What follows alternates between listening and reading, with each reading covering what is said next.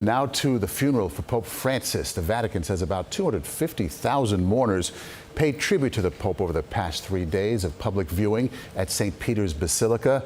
Tomorrow, the faithful flock will be joined by world leaders as he will be laid to rest. CBS's Chris Livesay is there, overlooking the Vatican with the latest tonight.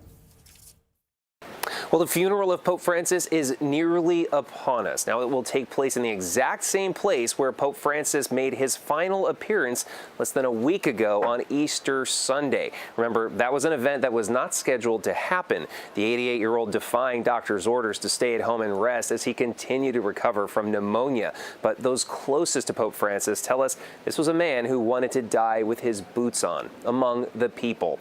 Now, papal funerals are usually full of pomp and pageantry, but Francis hated those things and toned down the rituals before he died. So gone are the three-nested coffins of previous popes. Francis will be buried in just one, a simple wooden coffin. And he won't be buried here in St. Peter's, but 2 miles outside the Vatican. Much like in his papacy, he never missed an opportunity to leave these walls. He'll be laid to rest in the Basilica of St. Mary Major, his favorite church in Rome, inside a tomb that won't even mention he was a pope. Just his name, Franciscus.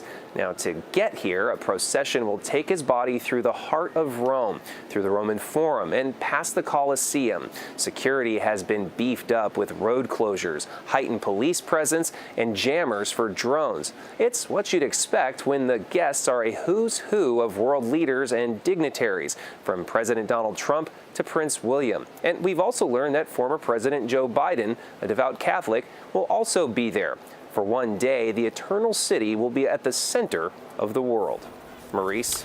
Chris Livesay in Rome, thank you. And please join us for live coverage of the funeral for Pope Francis tomorrow morning, extra early, 3:45 a.m. Eastern, 12:45 a.m. Pacific on CBS and on Paramount+.